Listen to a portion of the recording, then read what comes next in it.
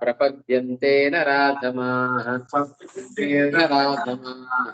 ಪ್ರಪದ್ಯಂತೆ ನರಾಧಮಾಃ ಪ್ರಪದ್ಯಂತೆ ನರಾಧಮಾಃ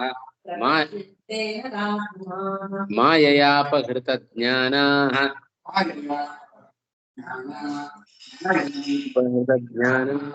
ಜ್ಞಾನ ವಿಸರ್ಗ ಹೇಳಬೇಕು. ಕೃತಜ್ಞಾನಾಃ ಆಸುರಂ ಭಾವಮಾಶ್ರಿತಾಃ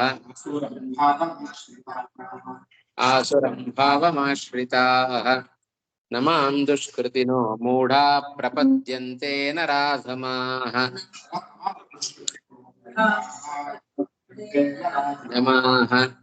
ಮಾಂ ದುಷ್ಕೃತಿನೋ ಮೂಢಾ ಪ್ರಪದ್ಯಂತೆ ನರಾಧಮಾಃ ಮಾಯಯಾಪಹೃತ ಜ್ಞಾನ ಆಸುರಂ ಭಾವಮಾಶ್ರಿತಾಃ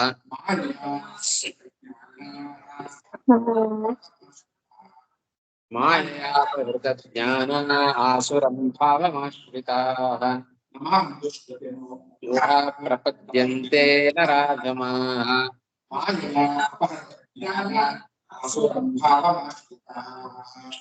ನ ಮಾಂ ದುಷ್ಕೃತಿನಃ ಮೂಢಾಃ ಪ್ರಪದ್ಯಂತೆ ನರಾಧಮಾಃ ಮಾಯಯಾ ಅಪಹೃತ ಜ್ಞಾನಾಃ ಆಸುರಂ ಭಾವಂ ಆಶ್ರಿತಾಃ.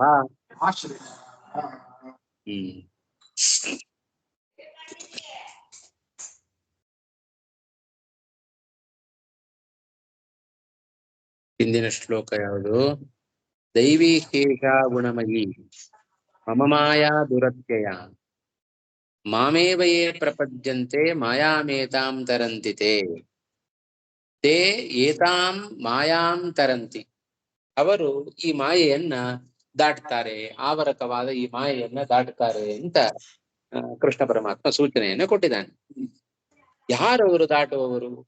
ಮಾಮೇವ ಯೇ ಪ್ರಪದ್ಯಂತೆ, ಯಾರು ನನ್ನನ್ನೇ ಶರಣಾಗತರಾಗಿರುತ್ತಾರೋ ಅವರು ಈ ದುರತ್ಯಯ ಭಾವ ದಾಟ್ಲಿಕ್ಕೆ ಅಸಾಧ್ಯ, ಸುಲಭವಾಗಿ ಸಾಧ್ಯ ಇಲ್ಲ. ಅಂಥ ಮಾಯೆಯನ್ನು ಅವರು ದಾಟುತ್ತಾರೆ. ಯಾರು ನನ್ನನ್ನು ಶರಣಾಗತರಾಗ್ತಾರೋ ಅವರು ಈ ಮಾಯೆಯನ್ನು ದಾಟುತ್ತಾರೆ ಅಂತ ಸರಳವಾದ ಒಂದು ಉಪಾಯವನ್ನ ಕೃಷ್ಣ ಪರಮಾತ್ಮ ಸೂಚನೆಯನ್ನು ಮಾಡಿಕೊಟ್ಟ. ಹಿಂದಿನ ಶ್ಲೋಕದಲ್ಲಿ ಇಷ್ಟಂಶವನ್ನು ನಾವು ಕಂಡಿದ್ದೇವೆ. ನಂತರದಲ್ಲಿ ಹಾಗಾದರೆ ಈ ಒಂದು ಮಾಯೆಯನ್ನ ದಾಟಬೇಕು ಅಂತಾದ್ರೆ ನಾವು ಯಾಕೆ ಭಗವಂತನಲ್ಲಿ ಶರಣಾಗತರಾಗ್ತಾ ಇಲ್ಲ? ಅದಕ್ಕೆ ಕಾರಣ ಏನು? ಈ ಮಾಯೆ ನಮಗೆ ಆವರಿಸಿದೆ ಅಲ್ವಾ? ಈ ಆವರಕವಾದ ಮಾಯೆಯೇ ಅದಕ್ಕೆ ಕಾರಣ ಅಂತ ಹೇಳಿದರು. ಹೌದಾ? ಬರ್ರಿ.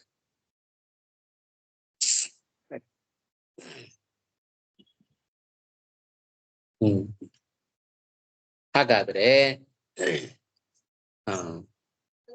ಈ ಮಾಯೆಯನ್ನ ದಾಟಬೇಕು ಅಂತಾದ್ರೆ ಕೃಷ್ಣನನ್ನ ನಾವು ಶರಣಾಗತರಾಗಬೇಕು. ಇಷ್ಟಂಶವನ್ನ ಹಿಂದಿನ ಶ್ಲೋಕದಲ್ಲಿ ಕೃಷ್ಣ ಪರಮಾತ್ಮ ಹೇಳಿದ್ದಾನೆ. ಹಾಗಾದ್ರೆ ಮ್ಯೂಟ್ ಆಗಿಲ್ಲ.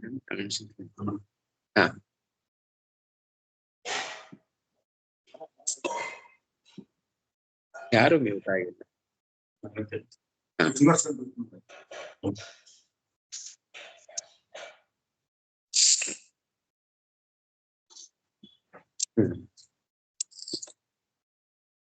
ಭಗವಂತನಲ್ಲಿ ನಾವು ಶರಣಾಗತರಾಗದೇ ಇದ್ರೆ ಈ ಮಾಯೆಯನ್ನ ನಾವು ದಾಟ್ಲಿಕ್ಕೆ ಆಗೋದು, ಅದೊಂದೇ ಉಪಾಯ.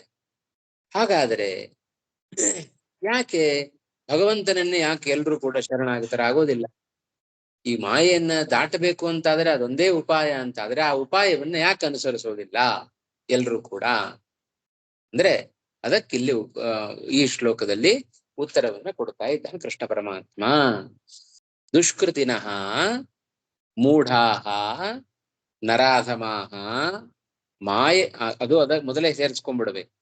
ದುಷ್ಕೃತಿನಃ ಮೂಢಾಃ ಮಾಯೆಯ ಅಪಹೃತ ಜ್ಞಾನಾಃ ನರಾಧಮಾಃ ಆಸುರಂ ಭಾವಮಾಶ್ರಿತಾಃ ಮಾಂ ನ ಪ್ರಪದ್ಯಂತೆ. ಈಗ ಅನ್ವಯ ಮಾಡ್ಬಿಡು. ಎಲ್ಲ ವಿಶೇಷಣೆ ಆಯ್ತಾ? ದುಷ್ಕೃತಿನಃ ಅತ್ಯಂತ ಪಾಪಿಗಳಾದ ಮೂಢಾಹ ಅವಿವೇಕಿಗಳಾಗಿರತಕ್ಕಂತಹ ಮಾಯೆಯ ಅಪಹೃತ ಜ್ಞಾನ ಮಾಯೆಯಿಂದ ಎಲ್ಲ ಜ್ಞಾನ ಅವರ ಜ್ಞಾನ ಎಲ್ಲ ಅಪಹರಣ ಆಗಿಬಿಟ್ಟಿದೆ, ಅಪಹೃತವಾಗಿಬಿಟ್ಟಿದೆ, ಅಂದ್ರೆ ಅಭಿಭೂತವಾಗಿಬಿಟ್ಟಿದೆ, ನಷ್ಟವಾಗಿಬಿಟ್ಟಿದೆ. ಆದ್ದರಿಂದಲೇ ಅವರೆಲ್ಲರೂ ಕೂಡ ಆಸುರಂ ಭಾವಮಾಶ್ರಿತ ಅಸುರತ್ವವನ್ನು ಪಡ್ಕೊಂಡ್ಬಿಟ್ಟಿದ್ದಾರೆ. ಆದ್ದರಿಂದ ಅತಏವ ತೇ ಮಾಂ ನ ಪ್ರಪದ್ಯಂತೆ. ಏನ್ ಪ್ರಶ್ನೆ ಮಾಡ್ತಾ ಇದ್ದೀಯ ಅರ್ಜುನ? ಈ ಮಾಯೆಯನ್ನ ದಾಟಬೇಕು ಅಂತಾದ್ರೆ ನನ್ನಲ್ಲಿ ಶರಣಾಗತರಾಗದೇ ಇದ್ರೆ ಈ ಮಾಯೆಯನ್ನ ದಾಟ್ಲಿಕ್ಕೆ ಆಗೋದಿಲ್ಲ ಅಂತ ಹೇಳಿದಿ ಕೃಷ್ಣ. ಹಾಗಾದ್ರೆ ಈ ಉಪಾಯವನ್ನ ಯಾಕೆ ಎಲ್ರು ಅನುಸರಿಸ್ತಾ ಇಲ್ಲ? ಏನ್ ಉಪಾಯ? ಭಗವಂತನಲ್ಲಿ ಶರಣಾಗತರಾಗುವಿಕೆ. ಭಗವಂತನಲ್ಲಿ ಶರಣಾಗತರಾಗುವಿಕೆ ಎಂಬ ಉಪಾಯವನ್ನ ಯಾಕೆ ಯಾರು ಅನುಸರಿಸ್ತಾ ಇಲ್ಲ? ಯಾಕೆ ಈ ಉಪಾಯವನ್ನ ಎಲ್ಲರೂ ಕೂಡ ತಮ್ಮ ಅನುಷ್ಠಾನಕ್ಕೆ ತಂದುಕೊಳ್ತಾ ಇಲ್ಲ? ಭಗವಂತನಲ್ಲಿ ಶರಣಾಗತರಾಗಿಬಿಟ್ರೆ ಸುಲಭವಾಗಿ ಮಾಯೆಯನ್ನ ದಾಟ ಬಿಡ್ಬೋದಲ್ಲ, ಮೋಕ್ಷವನ್ನು ಪಡ್ಕೊಂಡ್ಬಿಡ್ಬೋದಲ್ಲ ಅಂತ ಪ್ರಶ್ನೆ ಮಾಡ್ತಾ ಇದೆಯಲ್ಲಪ್ಪ ಅರ್ಜುನ. ನೋಡ್, ನಿನ್ ಪ್ರಶ್ನೆಗೆ ಉತ್ತರ ಕೊಡ್ತಾ ಇದ್ದೇನೆ. ದುಷ್ಕೃತಿನಃ ಮೂಢಾಹ ಮಾಯೆಯ ಅಪಹೃತ ಜ್ಞಾನಾಃ ಅತಯೇವ ಆಸುರಂ ಭಾವಮಾಶ್ರಿತಾಃ ನರಾಧಮಾಃ ಮಾಂ ನ ಪ್ರಪದ್ಯಂತೆ. ಆದ್ದರಿಂದಲೇ ಅವರು ಪಾಪಿಗಳು, ನರಾಧಮರು, ಅವರು ನನ್ನನ್ನ ಶರಣಾಗತರಾಗುವುದಿಲ್ಲ. ಅಲ್ಲ, ಪ್ರಪದ್ಯಂತೆ ಅಂದ್ರೆ ಹೊಂದುತ್ತಾರೆ ಅಂತ ಅರ್ಥ. ನ ಪ್ರಪದ್ಯಂತೆ ಅಂದ್ರೆ ಹೊಂದುವುದಿಲ್ಲ ಅಂತ ಅರ್ಥ. ಏನನ್ನು ಹೊಂದುವುದಿಲ್ಲ? ಶರಣನ್ನು ಹೊಂದುವುದಿಲ್ಲ, ಅಂದ್ರೆ ಶರಣಾಗತರಾಗುವುದಿಲ್ಲ ಅಂತ ಅರ್ಥ. ಸರಿ ಹೋಯ್ತಾ ಇವಾಗ? ಇದೆಷ್ಟು ಮೂಲದ ಅಭಿಪ್ರಾಯ. ವಿವೃತ್ತಿ ನೋಡೋಣ. ನನು ಯದಿ ತ್ವತ್ಪ್ರತಿಪತ್ತಿ ಮಾಯಾತರಣೋಪಾಯ, ತ್ವತ್ಪ್ರತಿಪತ್ತಿ ನಾಮ ತ್ವತ್ಸೇವನಂ. ಪ್ರತಿಪತ್ತಿ ಅಂದ್ರೆ ನಿನ್ನನ್ನ ಹೊಂದುವಿಕೆ, ನಿನ್ನ ಸೇವೆಯನ್ನ ಮಾಡುವಿಕೆ ಅಥವಾ ನಿನ್ನನ್ನ ಹೊಂದುವಿಕೆ. ನಿನ್ನ ಹೊಂದುವಿಕೆಯೇ ಮಾಯಾತರಣೋಪಾಯ. ತವ ಪ್ರತಿಪತ್ತಿ ತ್ವತ್ಪ್ರತಿಪತ್ತಿ.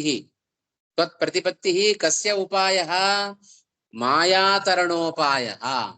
ಮಾಯಾಯಾಃ ತರಣಂ ಮಾಯಾತರಣಂ, ಮಾಯಾತರಣಸ್ಯ ಉಪಾಯ ಮಾಯಾತರಣೋಪಾಯ. ಏನು ದುರತ್ಯಯವಾದ ಮಾಯೆ, ಯಾರಿಂದಲೂ ಕೂಡ ಸುಲಭವಾಗಿ ದಾಟ್ಲಿಕ್ಕೆ ಆಗೋದಿಲ್ಲ ಮಾಯೆ ಅಂತ ನಾವೇನು ಹಿಂದಿನ ಶ್ಲೋಕದಲ್ಲಿ ಹೇಳಿದ್ದೇವೆ. ಆ ಮಾಯೆ ಅದು ಎಲ್ರಿಗೂ ಶಾಶ್ವತ ಅಲ್ಲ, ಪರಿಹಾರ ಆಗತ್ತೆ. ಯಾರು ನನ್ನನ್ನು ಶರಣಾಗತರಾಗ್ತಾರೋ ಅವರಿಗೆ ಮಾಯೆ ಹೊರಟು ಹೋಗುತ್ತೆ, ಆಮೇಲಿಂದ ಅವರು ಮೋಕ್ಷವನ್ನು ಪಡ್ಕೊಳ್ತಾರೆ ಅಂತ ಹಿಂದಿನ ಶ್ಲೋಕದಲ್ಲಿ ಹೇಳಿದ್ದಾನೆ ಕೃಷ್ಣ ಪರಮಾತ್ಮ. ಹಾಗಾದ್ರೆ ಈ ಸುಲಭವಾಗಿ ದಾಟ್ಲಿಕ್ಕೆ ಸಾಧ್ಯವಿಲ್ಲದ, ಕಳೆದುಕೊಳ್ಳಿಕ್ಕೆ ಸಾಧ್ಯವಿಲ್ಲದ ಈ ಮಾಯೆಯನ್ನ ನಾವು ಕಳ್ಕೊಳ್ಬೇಕು ಅಂತಾದ್ರೆ ಅದಕ್ಕೆ ಉಪಾಯ ಕೃಷ್ಣನ ಶರಣಾಗತಿ, ಭಗವಂತನಲ್ಲಿ ನಾವು ಮಾಡುವ ಶರಣಾಗತಿ. ಹಾಗಾದ್ರೆ ಆ ಉಪಾಯವನ್ನ ಯಾಕೆ ಯಾರು ಬಳಸ್ತಾ ಇಲ್ಲ ಅಂತ ಪ್ರಶ್ನೆ ಮಾಡಿದ್ರೆ, ತರ್ಹಿ ತ್ವಾಂ ಪ್ರಪದ್ಯ ಸರ್ವೇ ಕಿಮಿತಿ ಮಾಯಾಂ ನ ಅತ್ಯಾಯನ್. ಇದು ಸುಲಭವಾದ ಉಪಾಯ ಅಂತಾದ್ರೆ ಕೃಷ್ಣ ತ್ವಾಂ ಪ್ರಪದ್ಯ, ನಿನ್ನನ್ನ ಹೊಂದಿ, ಆಯ್ತಾ, ಸರ್ವೇ ತ್ವಾಂ ಪ್ರಪದ್ಯ ಕಿಮಿತಿ, ಯಾತಕ್ಕೋಸ್ಕರ ಈ ಮಾಯೆಯನ್ನ ಅತ್ಯಾಯನ್ ದಾಟ್ಲಿಲ್ಲ? ಹೌದಾ? ಪದಗಳ ಒಂದು ಹೊಸ ಹೊಸ ಪದಗಳೆಲ್ಲ ಬರ್ತಾ ಇದ್ದಾವೆ ಅಲ್ವಾ? ಅತ್ಯಾಯನ್ ದಾಟ್ಲಿಲ್ಲ. ಯಾಕೆ ದಾಟ್ಲಿಲ್ಲ? ಅತ್ಯಾಯನ್ ಯಾಪ್ರಾಪಣೆ ಧಾತು, ಅತಿ ಉಪಸರ್ಗ ಇದೆ, ಶತೃಪ್ರತ್ಯಂತವಾದ ಶಬ್ದ ಅದು. ನ ಅತ್ಯಾಯನ್ ಪ್ರತಿಪತ್ತಿ, ಅದು ತಿನ್ ಪ್ರತ್ಯಯ ಅಂತವಾದ ಶಬ್ದ. ಪ್ರತಿಪತ್ತಿ ಇಕಾರಂತಹ ಸ್ತ್ರೀಲಿಂಗ, ಪ್ರತಿಪತ್ತಿ ಶಬ್ದ. ಪ್ರತಿಪತ್ತಿ ನಾಮ ಹೊಂದುವಿಕೆ, ಪ್ರತಿಪತ್ತಿ ನಾಮ ಪ್ರಾಪ್ತಿ.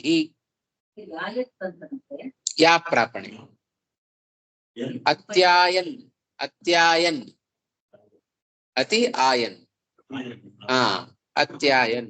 ಹೌದು ಹೌದು. ಯಾಕೆ ಸರ್ವೇ ಅತ್ಯಾಯನ್ ಹೊಂದ್ಲಿಲ್ಲ? ಯಾ ಪ್ರಾಪಣೆ? ಆಯತ್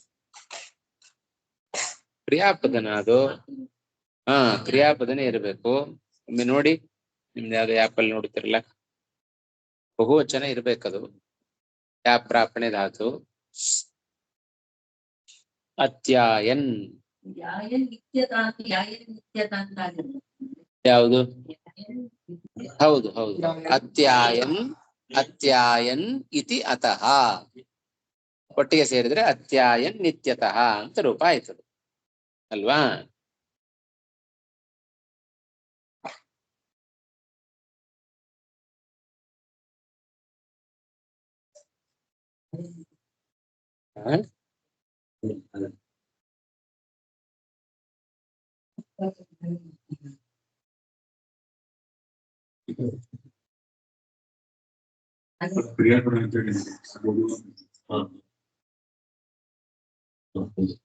ಏನ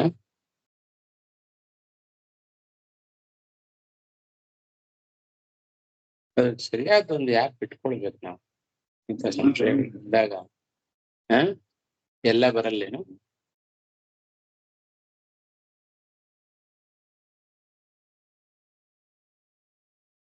ಅತಿ ಆಯನ್ನ ಎರಡು ಉಪಸರ್ಗ ಸೇರ್ಕೊಂಡಿದ್ರೆ, ಆಂಗ್ ಉಪಸರ್ಗ ಸೇರ್ಕೊಂಡಿದ್ರೆ ಪ್ರತಿ ಆಂಗ್ ಏನು ಬಂತೇನ? ಆಯಗತವು ಅಂತನಾ?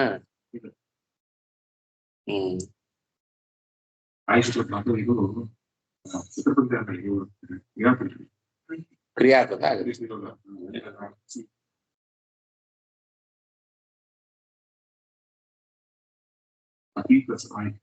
ಆಯನ್ ಅಯಗತವು ಅಯಗತವು ಅಂತ ಧಾತು.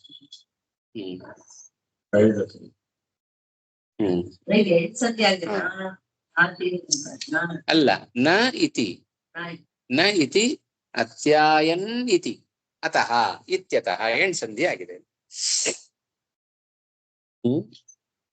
ಸರಿ ಹೋಯ್ತಾ? ಮಾಯಾ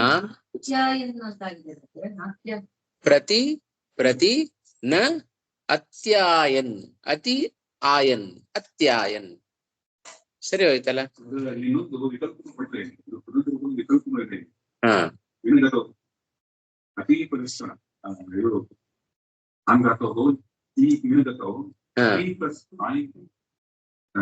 ಇಲ್ಲ, ಒಂದ್ ಇಟ್ಕೊಳ್ಳೋಣ ಇವಾಗ ಸಾಕು. ಅಯಗತವು ಅಂತ ಒಂದ್ ಧಾತು ಇಟ್ಕೊಳ್ಳೋಣ ಇವಾಗ. ಅದು ಬೇಡ, ಇವಾಗ ಒಂದ್ ಧಾತು ಇಟ್ಕೊಳ್ಳೋಣ ಸಾಕು. ಕಿಮಿತಿ ಮಾಯಾಂ ನ ಅತ್ಯಾಯನ್ ಇತ್ಯತ ಆಹ ನಮಾಮಿತಿ. ಆಯ್ತಾ? ಆ ಉದ್ದೇಶದಿಂದ ನಮಾಂ ಎಂಬುದಾಗಿ ಹೇಳ್ತಾ ಇದ್ದಾನೆ ಈ ಶ್ಲೋಕದಲ್ಲಿ. ದುಷ್ಕೃತಿನಃ, ಅದಕ್ಕೆ ಅರ್ಥ ಬರಿತಾ ಇದ್ದಾರೆ ಇವಾಗ. ದುಷ್ಕೃತಿನಃ ಪಾಪಶೀಲಾಹ ಅತಯೇವ ಮೂಢಾಹ. ಅವರು ಮೂಢರು ಯಾಕಾದ್ರು ಅಂದ್ರೆ ಅತಿಯಾದ ಪಾಪಿಗಳವರು. ಆಯ್ತಾ? ಆದ್ದರಿಂದಲೇ ಮೂಢಾಹ ವಿವೇಕಹೀನಾಹ. ಮೂಢ ಶಬ್ದಕ್ಕೆ ವಿವೇಕಹೀನರು ಅಂತ ಅರ್ಥ. ಅವರು ವಿವೇಕಹೀನರಾದ್ದರಿಂದಲೇ ಅವರು ನರಾಧಮರಾದರು. ನರಾಧಮರಾದದ್ದು ಯಾಕೆ? ವಿವೇಕವನ್ನು ಕಳ್ಕೊಂಡ್ರಾದ್ದರಿಂದ. ಆಯ್ತಾ? ಎಲ್ಲದಕ್ಕೂ ಪರಸ್ಪರ ಕಾರಣವನ್ನು ಹಚ್ತಾ ಇದ್ದಾರೆ. ಪಾಪಶೀಲಾಹ ಅತಯೇವ ಮೂಢಾಹ ಅತಯೇವ ನರಾಧಮಾಹ. ಅವಿವೇಕಗಳಾದ್ದರಿಂದಲೇ ಅವರು ನರಾಧಮರಾದರು. ಯಾರು ವಿವೇಕವನ್ನು ಕಳ್ಕೊಳ್ತಾರೋ ಅವರೆಲ್ಲ ನರಾಧಮರು ಅಂತ ಅರ್ಥ. ವಿವೇಕ ಶಬ್ದಕ್ಕೆ ಏನರ್ಥ? ಕಾರ್ಯ ಆಲೋಚನಾ ಶಕ್ತಿ. ಯಾವುದನ್ನ ಮಾಡಬೇಕು ಯಾವುದನ್ನ ಮಾಡಬಾರದು ಅನ್ನುವ ವಿವೇಕ ಜ್ಞಾನ ಇದೆಯಲ್ಲ, ಈ ಶಕ್ತಿಯನ್ನ ನಾವೇನಂತ ಕರಿತೇವೆ? ವಿವೇಕ ಅಂತ ಕರಿತೇವೆ. ಅದನ್ನೇ ಕಳ್ಕೊಂಡ್ಬಿಟ್ರೆ ತೇನೈವ ಹೀನ ಪಶುಭಿ ಸಮಾನ ಅಂತ ಹೇಳಿದ್ರು ಅಲ್ವಾ? ಹಾಗಾಗಿ ಆ ವಿವೇಕ ಅದು ಬಹಳ ಮುಖ್ಯ. ಹಾಗಾಗಿ ನರಾಧಮ ಮಾಯೆಯ ಅಭಿಭೂತ ಅಧಿಷ್ಠಾನ ಯಾಥಾತ್ಮ್ಯ ಜ್ಞಾನ ಅಂತ ನರಾಧಮರು ಏನ್ ಮಾಡ್ತಾರೆ ಅಂತ ಹೇಳಿದ್ರೆ, ಮಾಯ ಅಂದ್ರೆ ಯಾವುದು? ಇಲ್ಲಿ ಭಗವಂತನ ಇಚ್ಛೆ. ಭಗವಂತನ ಇಚ್ಛೆಯೇ ಒಂದು ಮಾಯೆ. ಆಯ್ತಾ? ಆ ಭಗವಂತನ ಇಚ್ಛೆಯಿಂದ ಅಥವಾ ಸ್ವಭಾವೇನ ಚ, ಇಚ್ಛೆಯ ಭಗವಂತನ ಸ್ವಭಾವದಿಂದ ಅಥವಾ ಹರಿಚ್ಛೆಯ ಭಗವಂತನ ಇಚ್ಛಾ ಮತ್ತು ಸ್ವಭಾವದಿಂದಾಗಿ ಅಭಿಭೂತ ಅಧಿಷ್ಠಾನ ಯಥಾತ್ಮ ಜ್ಞಾನ. ಅಲ್ಲಿ ಮೂಲದಲ್ಲಿ ಏನು ಪದ ಇದೆ? ಮಾಯೆಯ ಅಪಹೃತ ಜ್ಞಾನ ಅಂತ ಒಂದು ಪದವನ್ನು ಹಾಕಿದ್ದಾರೆ ಅಲ್ವಾ? ಮೂಲದಲ್ಲಿರೋ ಪದ ಅದು. ಮಾಯೆಯಿಂದಾಗಿ ಅಪಹರಿಸಲ್ಪಟ್ಟ ಜ್ಞಾನವುಳ್ಳವರು ಅಂತ ಅರ್ಥ. ಮಾಯೆ ಎಂದರೆ ಯಾವುದು? ಭಗವಂತನ ಇಚ್ಛೆ ಅಥವಾ ಭಗವಂತನ ಸ್ವಭಾವದಿಂದಾಗಿ. ಮಾಯೆಯ ಸ್ವಭಾವೇನ ಚ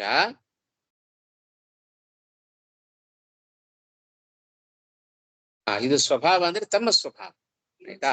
ಜೀವರ ಸ್ವಭಾವದಿಂದ ಅಥವಾ ಭಗವಂತನ ಇಚ್ಛೆಯಿಂದ, ಭಗವಂತನ ಇಚ್ಛೆ ಅಥವಾ ಜೀವರ ಸ್ವಭಾವ, ಈ ಎರಡು ಕಾರಣಗಳಿಂದಾಗಿ ಅಪಹೃತ ಜ್ಞಾನ. ಮೇಲ್ನೋಟಕ್ಕೆ ಏನ್ ಅನ್ಸುತ್ತೆ ನಮಗೆ? ಅಪಹರಿಸಲ್ಪಟ್ಟ ಜ್ಞಾನ ಉಳ್ಳವರು ಅಂತ ಅರ್ಥ ಆಗುತ್ತೆ. ಅಪಹೃತಂ ಜ್ಞಾನಂ ಏಷಾಂತೆ ಅಪಹೃತ ಜ್ಞಾನ ಕೇ ನರಾಧಮ, ಅಲ್ಲಿ ವಿಶೇಷಣ ಅದು, ಆಯ್ತಾ. ಆದ್ರಿಂದ ಇದು ಅಲ್ಲಿ ಅಪಹೃತ ಶಬ್ದಕ್ಕೆ ಅಪಹರಣ ಅಂತ ಅರ್ಥ ಮಾಡಬೇಡ್ರಿ. ಹಾಗೆ ಮಾಡಿದ್ರೆ ಸ್ವಲ್ಪ ತಪ್ಪಾಗತ್ತೆ. ಅದಕ್ಕೆ ಏನಂತ ಅರ್ಥ ಬರೀತಾರೆ ಶ್ರೀಮದ್ ಆಚಾರ್ಯರ ಭಾಷ್ಯದ ಹಿನ್ನೆಲೆಯಲ್ಲಿ ರಾಯರ ಅರ್ಥ ಬರೆದದ್ದು, ಅಪಹೃತ ಶಬ್ದಕ್ಕೆ ಅಭಿಭೂತ ಅಂತ ಅರ್ಥ ಮಾಡಿದರು. ತಿರೋಹಿತವಾದದ್ದು ಅಂತ ಅರ್ಥ. ಅಭಿಭೂತ ಅಂದ್ರೆ ಮುಚ್ಚಲ್ಪಟ್ಟ ಅಂತ ಅರ್ಥ. ಮುಚ್ಚಲ್ಪಟ್ಟಿದೆ, ಒಳಗಿದೆ. ಅಪಹೃತ ಅಂದ್ರೆ ಪರಿಪೂರ್ಣ ಅಪಹರಣ, ಯಾರೋ ಹೊತ್ಕೊಂಡು ಹೋಗ್ಬಿಟ್ರು ಅಂತ ಅರ್ಥ ಅಲ್ಲ. ಅದಕ್ಕೆ ಕಣ್ಣಿಗೆ ಕಾಣಿಸ್ತಾ ಇಲ್ಲ, ಇದೆ, ಅಭಿವ್ಯಕ್ತವಾಗಿಲ್ಲ ಅಂತ ಅರ್ಥ. ಹಾಗಾಗಿ ಹೇಳೋಣ, ಮುಂದೆ ಹೇಳ್ತೇನೆ, ಆಯ್ತಾ. ಯಾಕ ಅರ್ಥ ಮಾಡಿದ್ರು ಅಂತ ಮುಂದೆ ಹೇಳೋಣ. ಫಸ್ಟ್ ಇದನ್ನ ನೋಡ್ಬಿಡೋಣಂತೆ. ಅಭಿಭೂತ ಅಧಿಷ್ಠಾನ ಯಾಥಾತ್ಮ್ಯ ಜ್ಞಾನ ಅತಶ್ಚ ಮೂಢಾ, ಆದ್ದರಿಂದಲೇ ಅವರು ಅತ್ಯಂತ ಮೂಢರಾದರು. ಮೂಢರು ಶಬ್ದಕ್ಕೆ ಮಿಥ್ಯಾಜ್ಞಾನಿನ, ಯಾಥಾರ್ಥ್ಯ ಜ್ಞಾನ ಹೊರಟೋಯ್ತು, ಮಿಥ್ಯಾಜ್ಞಾನ ಉಳ್ಳವರಾಗಿದ್ದಾರೆ. ಮಿಥ್ಯಾಜ್ಞಾನಿನ ಅತಯೇವ ಆಸುರಂ ಭಾವಂ ಅಸುರತ್ವಂ ಆಶ್ರಿತಾ, ಆದ್ದರಿಂದಲೇ ಅವರು ಅಸುರತ್ವವನ್ನು ಪಡ್ಕೊಂಡಿದ್ದಾರೆ, ಆಸುರಿ ಭಾವವನ್ನ ಅವರು ಪಡ್ಕೊಂಡಿದ್ದಾರೆ. ಆ ಕಾರಣದಿಂದ ಅತಃ ತೇ ಮಾಂ ನ ಪ್ರಪದ್ಯಂತೆ, ಆದ್ದರಿಂದ ಅವರು ನನ್ನನ್ನ ಹೊಂದ್ತಾ ಇಲ್ಲ. ನನ್ನನ್ನ ಹೊಂದಿದರೆ ಸುಲಭವಾಗಿ ಮಾಯೆಯನ್ನ ದಾಟಿ ಬಿಡುತ್ತಾರೆ. ಯಾಕೆ ನನ್ನಲ್ಲಿ ಶರಣಾಗತರಾಗ್ತಾ ಇಲ್ಲ? ಈ ಸುಲಭವಾದ ಉಪಾಯವನ್ನು ಅವರು ಯಾಕೆ ಅನುಸರಣೆ ಮಾಡ್ತಾ ಇಲ್ಲ ಅಂತ ಹೇಳಿದ್ರೆ ಇಷ್ಟು ಕಾರಣ ಇದೆ. ಪಾಪಿಗಳಾದವರು ಮಾಯೆಯಿಂದಾಗಿ, ಮಾಯಾ ಶಬ್ದಕ್ಕೆ ಭಗವಂತನ ಇಚ್ಛೆ ಅಂತ ಒಂದರ್ಥ, ಅಥವಾ ತಮ್ಮ ಸ್ವಭಾವದಿಂದಲೋ ಅವರು ಈ ಏನಾಗಿರ್ತಾರೆ, ಮಾಯೆಯಿಂದಾಗಿ ಅಪಹೃತ ಜ್ಞಾನ, ಅಧಿಷ್ಠಾನದ ಯಾಥಾತ್ಮ್ಯ ಜ್ಞಾನವನ್ನ ಕಳ್ಕೊಂಡ್ಬಿಡ್ತಾರೆ. ಪ್ರಕೃತದಲ್ಲಿ ಅಧಿಷ್ಠಾನ ಯಾರು? ಭಗವಂತನೇ. ಭಗವಂತನ ಅಧಿಷ್ಠಾನ ಅಂದ್ರೆ ಭಗವಂತ. ಯಾವುದರಲ್ಲಿ ನಾವು ಆಶ್ರಯವನ್ನು ಪಡೆದಿರ್ತೇವೆಯೋ ಅದು ಅಧಿಷ್ಠಾನ ಆಗತ್ತೆ. ಆಧಾರೋ ಅಧಿಕರಣಂ, ಯಾವುದು ನಮಗೆ ಆಧಾರವೋ ಅದೇ ಅಧಿಕರಣ ಅಥವಾ ಅಧಿಷ್ಠಾನ ಅನ್ನುವ ಹೆಸರಿನಿಂದ ಕರೆಸ್ಕೊಳ್ಳುತ್ತೆ. ನಮಗೆ ಭೂಮಿ ಆಶ್ರಯವಾಗಿದೆ, ಆಧಾರವಾಗಿದೆ, ಹಾಗಾಗಿ ಭೂಮಿ ಅಧಿಷ್ಠಾನ ಆಯಿತು, ಅದೇ ಆಧಾರ ಆಯಿತು. ನಾವೆಲ್ಲ ಆಧೇಯರು ಅಂತ ಕರೆಸ್ಕೊಳ್ತೇವೆ. ಯಾವುದು ಆಶ್ರಯ ಪಡ್ಕೊಂಡದ್ದೋ ಅದು ಆಧೇಯ, ಅದು ಆಶ್ರಯ ಕೊಟ್ಟದ್ದು ಆಧಾರ ಅಥವಾ ಅಧಿಕರಣ ಅಥವಾ ಅಧಿಷ್ಠಾನ ಅನ್ನುವ ಹೆಸರುಗಳಿಂದ ಕರೆಸ್ಕೊಳ್ಳುತ್ತವೆ, ಆಯ್ತಾ. ಆದ್ದರಿಂದ ಅವರೆಲ್ಲರೂ ಮಿಥ್ಯಾಜ್ಞಾನವನ್ನು ಪಡೆದಿದ್ದಾರಾದ್ದರಿಂದ ಅವರೆಲ್ಲ ಅಸುರತ್ವವನ್ನು ಪಡ್ಕೊಂಡ್ಬಿಟ್ರು. ಅಸುರ ಶಬ್ದಕ್ಕೂ ಬಹಳ ಒಳ್ಳೆ ಅರ್ಥ ಕೊಡ್ತಾರೆ ಶ್ರೀಮದ್ ಆಚಾರ್ಯರು. ಅಸುಷು ಇಂದ್ರಿಯೇಶು ರತಾಹ, ಅಸುರತ್ವವನ್ನು ಪಡೆದುಕೊಳ್ಳೋದನ್ನೇನರ್ಥ? ಅಸುಷು ಇಂದ್ರಿಯೇಶು ರತಾಹ, ಯಾವಾಗಲೂ ಇಂದ್ರಿಯಗಳ ಪೋಷಣೆಯಲ್ಲಿಯೇ ರತರಾಗಿರುತ್ತಾರೆ. ಇಡೀ ನನ್ನ ದೇಹ ಚೆನ್ನಾಗಿರ್ಬೇಕು, ದೇಹ ತುಂಬಾ ಇಂದ್ರಿಯಗಳನ್ನು ಕೊಟ್ಟು ಬಿಟ್ಟಿದ್ದಾನೆ ಭಗವಂತ, ಆ ಇಂದ್ರಿಯಗಳ ಪೋಷಣೆಯಲ್ಲಿಯೇ ರತರಾದರು. ಯಾರು ಕೇವಲ ಇಂದ್ರಿಯಗಳ ಪೋಷಣೆಯಲ್ಲಿ ರತರಾಗಿರ್ತಾರೋ ಅವರೆಲ್ಲರೂ ಅಸುರರು, ಅಸುರ ಶಬ್ದ ವಾಚ್ಯರು ಅವರು ಆಗ್ತಾರೆ ಅಂತ ಅರ್ಥ, ಆಯ್ತಾ. ಅದಕ್ಕೆ ಒಳ್ಳೆ ಅರ್ಥ ಕೊಟ್ರು. ಅಸುಷು ಇಂದ್ರಿಯೇಶು ರತಾಹ ಅಸುರಾಹ ತದೀಯ ಭಾವಂ ಆಶ್ರಿತಾಹ ಇತ್ಯರ್ಥ. ಅಂದ್ರೆ ಇಂದ್ರಿಯಗಳಲ್ಲಿ, ಇಂದ್ರಿಯ ವಿಷಯಗಳಲ್ಲಿ ಆಸಕ್ತರಾದವರು. ಆದ್ದರಿಂದ ಮಾಂ ನ ಪ್ರಪದ್ಯಂತೆ, ನನ್ನನ್ನು ಅವರು ಶರಣಾಗತರಾಗುವುದಿಲ್ಲ. ಹಾಗಲ್ಲ, ಭಗವಂತನಲ್ಲಿ ಆಗುವ ಶರಣಾಗತಿಯ ಅಭಾವಕ್ಕೆ ಕಾರಣ ನಮ್ಮ ಇಂದ್ರಿಯಗಳ ಪೋಷಣೆ. ಆ ಇಂದ್ರಿಯಗಳ ಪೋಷಣೆ ಬಿಟ್ಟೆವೋ ಭಗವಂತನಲ್ಲಿ ಶರಣಾಗತರಾಗ್ತೇವೆ, ಇಲ್ಲದೆ ಹೋದ್ರೆ ಸಾಧ್ಯ ಇಲ್ಲ. ಅದನ್ನ ಈ ಶ್ಲೋಕದಲ್ಲಿ ಸ್ಪಷ್ಟಪಡಿಸ್ತಾ ಇದ್ದಾನೆ ಕೃಷ್ಣ ಪರಮಾತ್ಮ, ಆಯ್ತಾ. ಇನ್ನು ಇಲ್ಲಿ ಬಂದ ಒಂದು ಪ್ರಶ್ನೆ ನಮಗೆ, ಇಲ್ಲಿ ಅಪಹೃತ ಜ್ಞಾನ ಅಂತ ಒಂದು ಶಬ್ದವನ್ನ ಹಾಕಿದ. ಅಪಹೃತ ಜ್ಞಾನ ಅಂತ ಅನ್ನೋ ಶಬ್ದಕ್ಕೆ ನೇರವಾದ ಅರ್ಥ ಇಟ್ಕೊಂಡ್ಬಿಟ್ರೆ ಏನ್ ಸಮಸ್ಯೆ ಅಂತ ಒಂದು ಪ್ರಶ್ನೆ ಬರುತ್ತೆ. ಯಾಕೆಂದ್ರೆ ಈಗ ನರಾಧಮರು ಪಾಪಕರ್ಮಗಳಿಂದ ಭಗವಂತನಲ್ಲಿ ನಾವೆಲ್ಲ ಶರಣಾಗತರಾಗಿಲ್ಲಪ್ಪ. ಏನ್ ಕಾರಣ? ನಮ್ಮ ಸ್ವಭಾವ, ಭಗವಂತನ ಇಚ್ಛೆ, ನಮ್ಮ ಪಾಪಕರ್ಮಗಳು, ಈ ಎಲ್ಲ ಕಾರಣಗಳಿಂದಾಗಿ ನಾವು ಭಗವಂತನಲ್ಲಿ ಶರಣಾಗತರಾಗಿದ್ದೀವಿ. ಹಾಗೆ ಮುಕ್ತಿಯೋಗ್ಯರು ಕೂಡ ಕೆಲವೊಮ್ಮೆ ತಮ್ಮ ಪ್ರಾರಬ್ಧದಿಂದಾಗಿ ಅವರು ಭಗವಂತನಲ್ಲಿ ಶರಣಾಗತರಾಗೋದಿಲ್ಲ. ಯಾರು ಭಗವಂತನಲ್ಲಿ ಶರಣಾಗತರಾಗೋದಿಲ್ಲವೋ ಅಂಥವರ ಜ್ಞಾನ ಎಲ್ಲವೂ ಕೂಡ ಅಪಹರಣ ಆಗಿಬಿಡುತ್ತೆ ಅಂತ ಹೇಳಲಿಕ್ಕೆ ಸಾಧ್ಯವಾ? ಸಾಧ್ಯ ಇಲ್ಲ. ಯಾಕೆಂದ್ರೆ ಆ ಎಲ್ಲ ಮುಕ್ತಿಯೋಗ್ಯರು ಅವರು ಸಮ್ಯಜ್ಞಾನ ಸ್ವಭಾವತಃ, ಸಮ್ಯಜ್ಞಾನ ಸ್ವಭಾವ ಅವರೆಲ್ಲರೂ ಕೂಡ ಯಾವಾಗಲೂ ಯಥಾರ್ಥ ಜ್ಞಾನವುಳ್ಳವರವರು. ಹಾಗಿರ್ಬೇಕಾದ್ರೆ ಅಂಥವರ ಜ್ಞಾನ ಅಪಹರಣ ಆಗೋದು ಹೇಗೆ? ಅಂದ್ರೆ ಅಪಹರಣ ಆಗೋದು ಅಂಥವರ ಜ್ಞಾನ ನಾಶ ಆಗೋದು ಹೇಗೆ? ನಮ್ಮಂಥವರ ಜ್ಞಾನ ನಾಶ ಆಗಬಹುದು, ಆದರೆ ಯಾರು ಮುಕ್ತಿಯೋಗ್ಯರೋ ಅಂಥವರ ಜ್ಞಾನ ಅದು ಕೆಲವೊಮ್ಮೆ ಅವರು ಭಗವಂತನಲ್ಲಿ ಶರಣಾಗತರಾಗದೇ ಇದ್ದರೂ ಆಗೋದಿಲ್ಲ. ಕೆಲವೊಮ್ಮೆ ಪಾಪಕರ್ಮ ವಶಾತ್ ಅವರು ಕೂಡ ಭಗವಂತನಲ್ಲಿ ಶರಣಾಗತರಾಗೋದಿಲ್ಲ. ಹಾಗಾದ್ರೆ ಅವರ ಜ್ಞಾನ ನಾಶ ಆಗಲಿ ಆಗೋದಿಲ್ಲ. ಯಾಕೆಂದ್ರೆ ಅವರು ಜ್ಞಾನ ಸ್ವಭಾವರವರೆಲ್ಲರೂ ಕೂಡ ಮುಕ್ತಿಯೋಗ್ಯರು. ಹಾಗಾದ್ರೆ ಅಪಹೃತ ಜ್ಞಾನ ಅಂತ ಹೇಗೆ ಹೇಳ್ತೀರಿ ಅಂತ ಒಂದು ಸಣ್ಣ ಆಶಂಕೆ ಬಂದರೆ ಅದಕ್ಕೆ ಶ್ರೀಮದ್ ಆಚಾರ್ಯರ ಮಾತಿನ ಹಿನ್ನೆಲೆಯಲ್ಲಿ ರಾಯರಿಲ್ಲಿ ಅರ್ಥ ಬರೆದದ್ದು ಅಪಹೃತ ಜ್ಞಾನ ಅಂತ ಹೇಳಿದ್ರೆ ಅಭಿಭೂತ ಅಧಿಷ್ಠಾನ ಯಾಥಾತ್ಮ್ಯ ಜ್ಞಾನ ಅಂತ ಅರ್ಥ ಮಾಡ್ರಿ. ಭಗವಂತನ ಅಪಹರಣ ಮಾಡ್ತಾರೆ. ಅಲ್ಲೇ ಅಪಹರಣ ಮಾಡೋದು ಏನರ್ಥ? ಅದಕ್ಕೆ ಸಾಮಾನ್ಯವಾಗಿ ಅರ್ಥವನ್ನ ಕೊಟ್ಟರು ಶ್ರೀಮದಾಚಾರ್ಯರು. ಅಪಹೃತವಾಗತ್ತೆ ಅಂತ ಹೇಳಿದ್ರೆ ಏನರ್ಥ? ಅದಕ್ಕೆ ತಿರಸ್ಕೃತವಾಗತ್ತೆ, ಅಭಿಭೂತವಾಗತ್ತೆ, ಮುಚ್ಚಲ್ಪಡತ್ತೆ. ಯಾರಿಂದ ಮುಚ್ಚಲ್ಪಡತ್ತೆ? ಮಾಯೆಯ. ಭಗವಂತನ ಇಚ್ಛೆಯು ಕಾರಣ ಆಗಿರಬಹುದು, ನಮ್ಮ ಸ್ವಭಾವವು ಅದಕ್ಕೆ ಕಾರಣ ಆಗಿರಬಹುದು. ಅಲ್ಲ ಅದೇ ಬರುತ್ತೆ. ಅಲ್ಲ ಯಾಕೆ ಬರೋದಿಲ್ಲ? ಅಲ್ಲ, ಯಾಕೆಂದ್ರೆ ಅವ್ರಿಗೆ ಅಧಿಷ್ಠಾನ ಜ್ಞಾನ ಇಲ್ಲದೆ ಇರಬಹುದು. ಆಯ್ತಾ? ಹಾಗ ಮಾತ್ರಕ್ಕೆ ಎಲ್ಲರಿಗೂ ಕೂಡ ಸಮಾನವಾಗಿ ಒಂದೇ ರೀತಿಯಾದ ಅರ್ಥವನ್ನ ನಾವು ಮಾಡ್ಲಿಕ್ಕೆ ಬರೋದಿಲ್ಲ ಇವಾಗ. ಆಯ್ತಾ? ಅಭಿಭೂತ ಅನ್ನೋ ಶಬ್ದಕ್ಕೆ ತಿರಸ್ಕೃತ. ಯಾರಲ್ಲಿ ಯಾಕೆ ಅರ್ಥವನ್ನ ಮಾಡಿದ್ದು ಅಂತ ಹೇಳಿದ್ರೆ ಕೇವಲ ನಾವು ಸಾಮಾನ್ಯವಾಗಿ ಅಪಹರಣ ಅಂತ ಅರ್ಥ ಇಟ್ಕೊಂಡ್ಬಿಟ್ರೆ ಇಲ್ಲಿ ನಮಗೆ ಸಮಸ್ಯೆ ಆಗತ್ತೆ. ಅಲ್ಲಿ ಅಪಹೃತ ಆಗ್ಬಹುದು, ಆಯ್ತಾ? ತಮೋಯೋಗ್ಯರಿಗಾಗಬಹುದು ಅಥವಾ ನರಾಗಮರಿಗೆ ಅಲ್ಲಿ ಅಪಹೃತವಾಗಬಹುದು ಜ್ಞಾನ. ಜ್ಞಾನ ಸಂಪೂರ್ಣವಾಗಿ ನಾಶ ಆಗಬಹುದು. ಆದರೆ ಇಲ್ಲಿ ಈ ಪ್ರಶ್ನೆ ಏನು ಉತ್ತರ ಕೊಡ್ತೀರಿ? ಅದಕ್ಕೋಸ್ಕರ ಈ ಅರ್ಥವನ್ನೇ ನಾವು ಮಾಡಬೇಕು.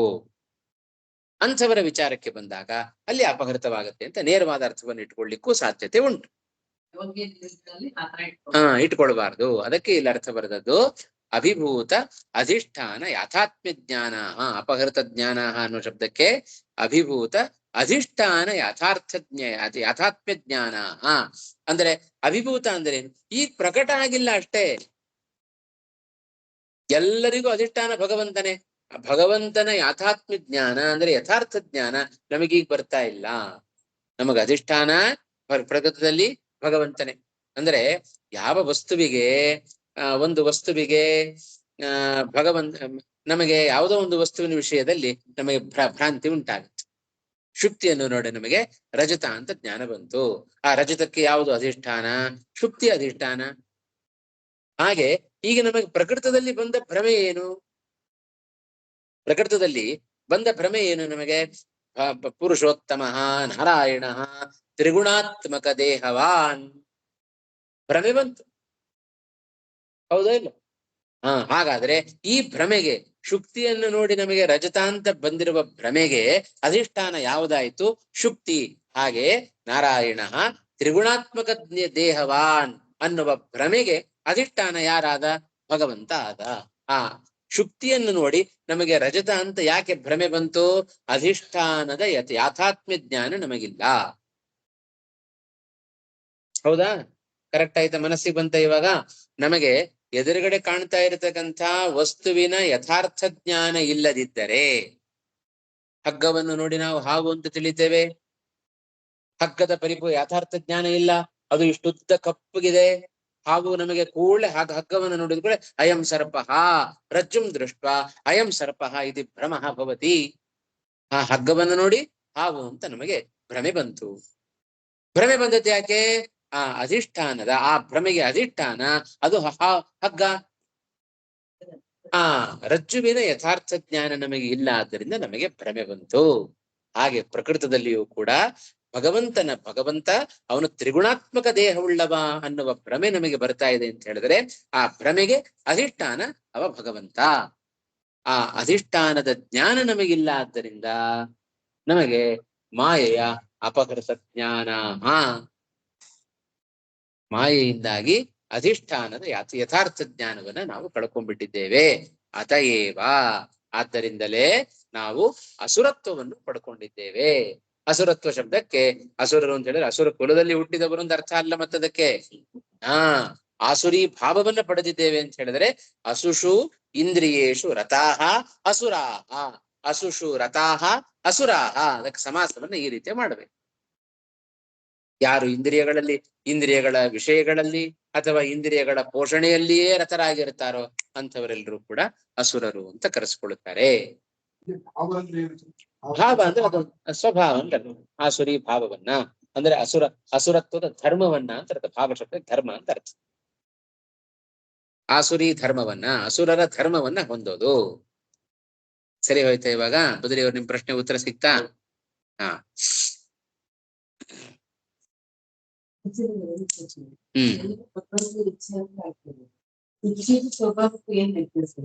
ಯಾವುದು? ಒಳ್ಳೆ ಪ್ರಶ್ನೆ. ಏನು ವ್ಯತ್ಯಾಸ ಏನು ಅಂತ ಹೇಳಿದರೆ, ಎಲ್ಲವೂ ಭಗವಂತನ ಇಚ್ಛೆಗೆ ಅನುಗುಣವಾಗಿ ನಡೆದರೆ ಜೀವನ ಸ್ವಭಾವ ಏನ್ ಮಾಡುತ್ತೆ ಅಂತ ನಿಮ್ ಪ್ರಶ್ನೆ ಅಭಿಪ್ರಾಯ.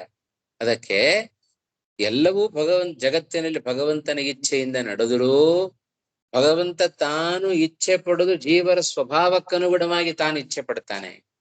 ಹಾಗಾದ್ರೆ ಭಗವಂತನ ಇಚ್ಛೆಯೂ ಕೂಡ ಜೀವರ ಸ್ವಭಾವದ ಅಧೀನ ಅಂತ ತೀರ್ಮಾನ ಮಾಡಬೇಕು. ಯಾಕೆಂದ್ರೆ ಅವನೇ ಒಂದು ಚೌಕಟ್ಟನ್ನು ಹಾಕೊಂಡ.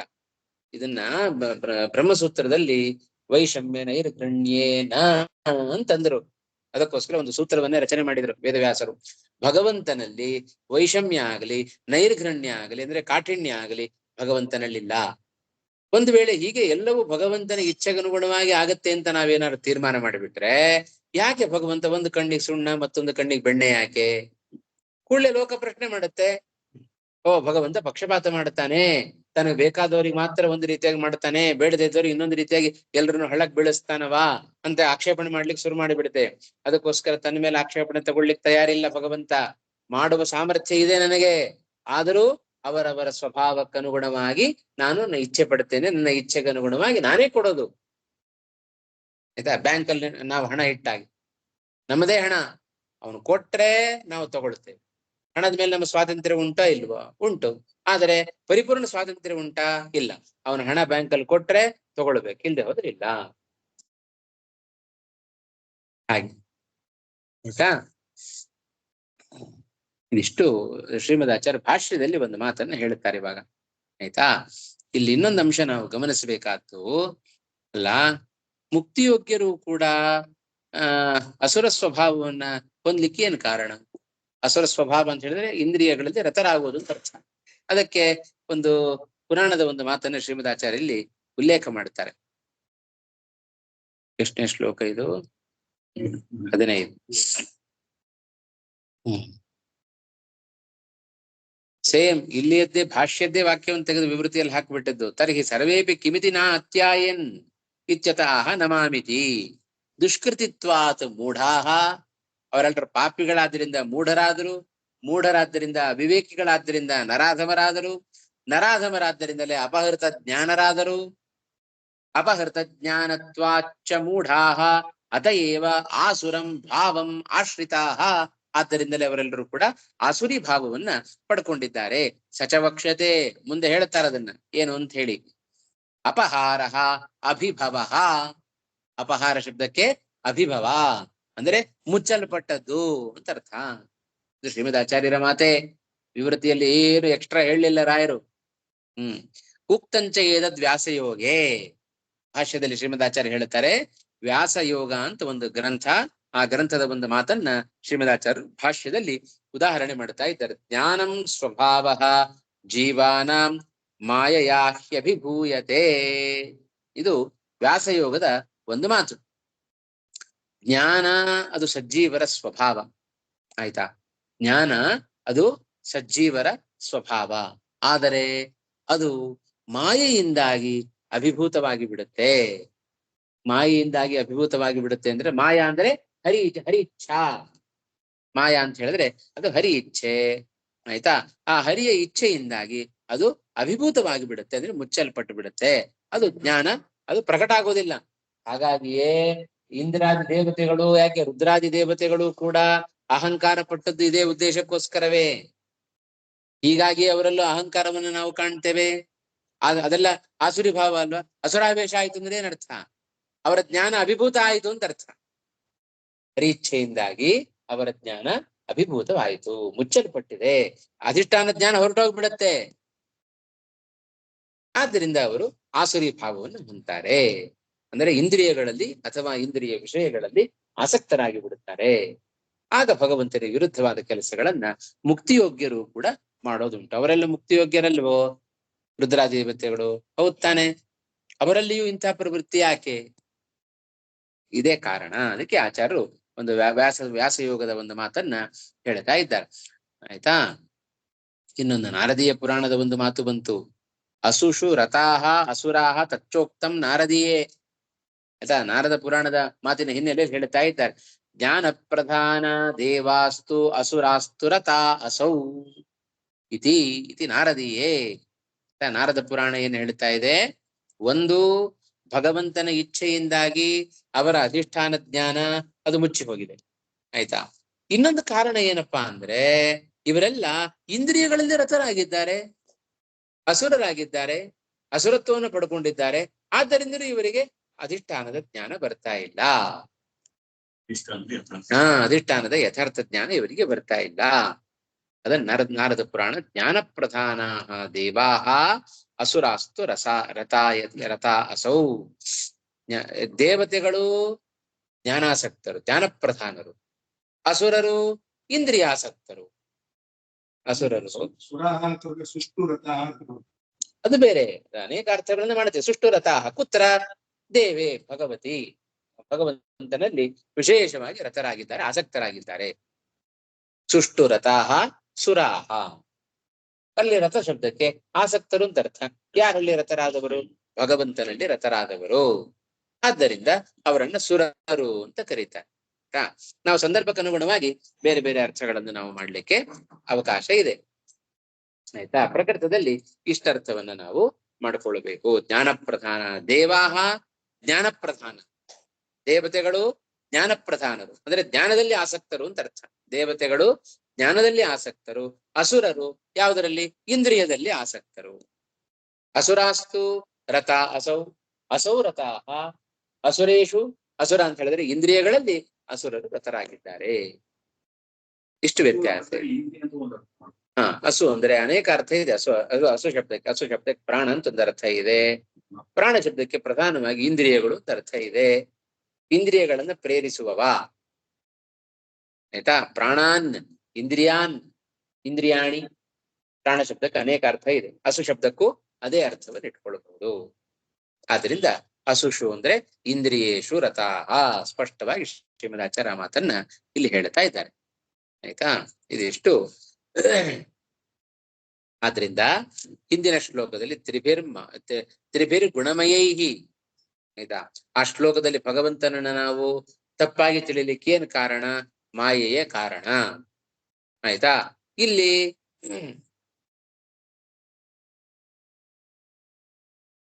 ಹಿಂದಿನ ಶ್ಲೋಕದಲ್ಲಿ ಒಂದು ಕಾರಣ ತಿಳಿಸಿತ್ತು. ಭಗವಂತನನ್ನ ತಪ್ಪಾಗಿ ತಿಳಿಲಿಕ್ಕೆ ಏನ್ ಕಾರಣ? ಭಗವಂತನ ಯಥಾರ್ಥ ಜ್ಞಾನ ನಮಗೆ ಬರದೇ ಇರ್ಲಿಕ್ಕೆ ಕಾರಣ ಒಂದು, ಹಿಂದಿನ ಶ್ಲೋಕದಲ್ಲಿ ಹೇಳಿದ್ದು ಭಗವಂತನ ಮಾಯೆ ಆವರಿಸಿ ಬಿಟ್ಟಿದೆ ನಮಗೆ. ಆದ್ದರಿಂದ ಭಗವಂತನ ಯಥಾರ್ಥ ಜ್ಞಾನ ಬರ್ತಾ ಇಲ್ಲ ಅಂತ ಒಂದು ಕಾರಣ ಕೊಟ್ಟಿ. ಈ ಶ್ಲೋಕದಲ್ಲಿ ಇನ್ನೊಂದು ಕಾರಣ ಕೊಟ್ಟದ್ದು ನಮಗೆ. ಅದಕ್ಕೆ ತಮ್ಮ ದೋಷವು ಅದಕ್ಕೆ ಕಾರಣ, ತಮ್ಮ ಸ್ವಭಾವವು ಅದಕ್ಕೆ ಕಾರಣ. ಆದ್ದರಿಂದಲೂ ಕೂಡ ಭಗವಂತನಲ್ಲಿ ಯಾರು ಕೂಡ ಶರಣಾಗತರಾಗುವುದಿಲ್ಲ. ಭಗವಂತನಲ್ಲಿ ಶರಣಾಗತರಾಗದೇ ಇದ್ದರೆ ನಮಗೆ ಮಾಯೆಯನ್ನು ದಾಟ್ಲಿಕ್ಕೆ ಆಗುವುದಿಲ್ಲ. ಆಯ್ತಾ? ಈ ಎರಡು ಅಂಶವನ್ನ ಹಿಂದಿನ ಶ್ಲೋಕ ಮತ್ತು ಈ ಶ್ಲೋಕಗಳಲ್ಲಿ ನಾವು ಅನುಸಂಧಾನ ಮಾಡಿಕೊಳ್ಳಬೇಕು. ಸರಿನಾ? ಎಲ್ಲ ಶ್ಲೋಕಗಳ ಅರ್ಥ ಆಯ್ತಾ ಪ್ರತಿಯೊಂದು ಪದಗಳಿಗೆ? ಹಾ. ನಮ್ಮ ದುಷ್ಕೃತಿನಃ ಅತಯೇವ ಮೂಢಾಃ ಅತಯೇವ ನರಾಧಮ. ಅವರ ಅವಿವೇಕಗಳಾದ್ದರಿಂದಲೇ ನರಾಧಮರಾದರು. ನರಾಧಮರಾದ್ದರಿಂದಲೇನೆ ಅವರೆಲ್ಲರೂ ಕೂಡ ಮಾಯೆಯ, ಅತ್ರ ಮಾಯಾ ಶಬ್ದ ಭಗವದಿಚ್ಛಾ, ಭಗವದಿಚ್ಛೆ ಅಥವಾ ಜೀವಸ್ವಭಾವ, ಜೀವಸ್ವಭಾವ ಆಯ್ತಾ, ಅವರ ಸ್ವಭಾವಕ್ಕನುಗುಣವಾಗಿ ಅದರಲ್ಲೇ ಸೇರ್ಕೊಂಡ್ಬಿಡುತ್ತೆ. ಮಾಯೆಯ ಅಪಹೃತ ಜ್ಞಾನ ಅತಯೇವ ಆಸುರಂ ಭಾವಂ ಆಶ್ರಿತಾ ಅತಯೇವ ಮಾಂ ನ ಪ್ರಪದ್ಯಂತೆ. ಪ್ರತಿಯೊಂದಕ್ಕೂ ಕೂಡ ಕಾರ್ಯಕಾರಣ ಭಾವವನ್ನು ಸೂಚನೆ ಮಾಡ್ತಾ ಇದ್ದಾನೆ. ಆಯ್ತಾ, ಮುಂದಿನದಕ್ಕೆ ಹಿಂದಿಂದೆಲ್ಲವೂ ಕಾರಣ ಆಗ್ತಾ ಬರುತ್ತೆ. ಪಾಪಿಗಳಾದ್ರಿಂದ ಅವರು ಅವಿವೇಕಿಗಳಾದರು, ಅವಿವೇಕಿಗಳಾದ್ರಿಂದ ನರಾಧಮರಾದರು, ನರಾಧಮರಾದ್ರಿಂದ ಅವರು ಮಾಯೆಯಿಂದಾಗಿ ತಮ್ಮ ಜ್ಞಾನವನ್ನೆಲ್ಲ ಕಳ್ಕೊಂಡ್ಬಿಟ್ರು. ಜ್ಞಾನ ಕಳ್ಕೊಂಡ್ರು ಅಂದ್ರೆ ಕೂಡ್ಲೆ ನಾವು ಹೋಗ್ಬೇಕು. ನಾವು ಜ್ಞಾನ ಕಳ್ಕೊಂಡ್ರು ಅಂತ ಹೇಳಿದ್ರೆ ಅವರ ಜ್ಞಾನ ತಿರೋಭೂತವಾಯಿತು, ಅಭಿಭೂತವಾಯಿತು ಅಂತ ಅರ್ಥ ಆಯ್ತಾ. ಆದ್ದರಿಂದಲೇ ಅವರೆಲ್ಲರೂ ಕೂಡ ಅಸುರ ಭಾವವನ್ನು ಪಡೆದುಕೊಂಡ್ರು. ಅಸುರತ್ವವನ್ನು ಪಡೆದುಕೊಂಡ್ರು ಅಂದ್ರೆ ಇಂದ್ರಿಯಗಳಲ್ಲಿ ರತರಾಗುವಂತೆ ಆಯಿತು. ಭಗವಂತನಲ್ಲಿ ರತತ್ವವನ್ನು ಬಿಟ್ಟರು, ಇಂದ್ರಿಯಗಳಲ್ಲಿ ಆಸಕ್ತಿಯನ್ನು ಪಡಿಲಿಕ್ಕೆ ಶುರು ಮಾಡಿದ್ರು. ಆದ್ದರಿಂದಲೇ ಅವರಿಗೆ ನಾನು ಸಿಗ್ತಾ ಇಲ್ಲ, ನನ್ನನ್ನು ಅವ್ರು ಶರಣಾಗತರಾಗದೇ ಇರೋದಕ್ಕೆ ಏನಪ್ಪಾ ಕಾರಣ ಅಂದ್ರೆ ಇದೇ ಕಾರಣ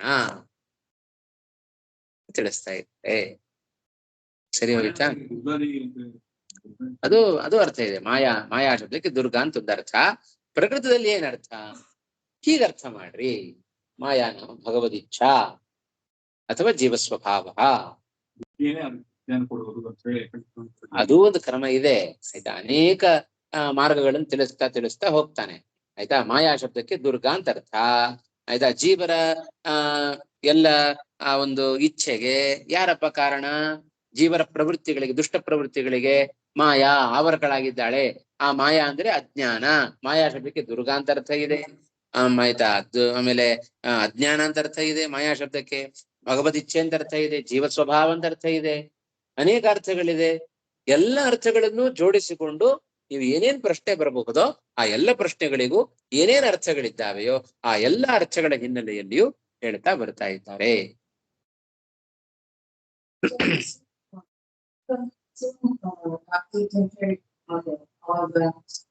ಅಸುಂ ಪ್ರಾಣಂ, ಅಸು ಶಬ್ದಕ್ಕೆ ಅವಾಗ ಪ್ರಾಣ ಅಂತ ಅರ್ಥ ಇಟ್ಕೊಳ್ಬೇಕಾಗತ್ತೆ. ರಾತಿ ಲಾತಿ ಅವಾಗ ರಾತಿ ಲಾತಿ ರಾ ಅಂತ ಅದೇ ತಂದು ಕೊಡುತ್ತಾರೆ ಅಂತ ಅರ್ಥ. ಅಥವಾ ನಾಶವನ್ನು ಮಾಡುತ್ತಾರೆ.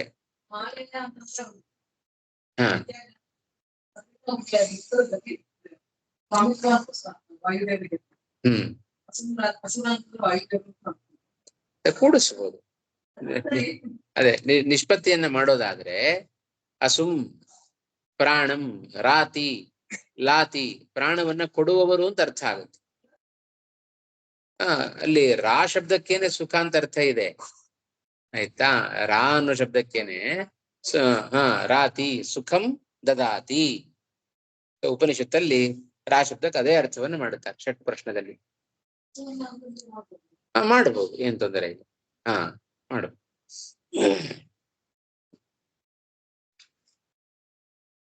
ಮುಂದಕ್ಕೆ ಹೋಗೋಣ. ಚತುರ್ವಿಧಾ ಭಜಂತೆ ಮಾಂ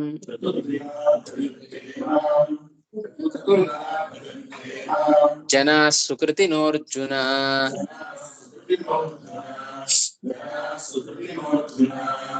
ಆರ್ತೋ ಜಿಜ್ಞಾಸುರರ್ಥಾರ್ಥಿ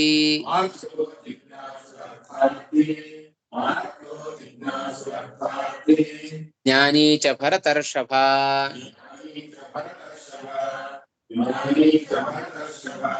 ಚತುರ್ವಿಧಾ ಭಜಂತೆ ಮಾಂ ಜನಾ ಸುಕೃತಿನೋರ್ಜುನ.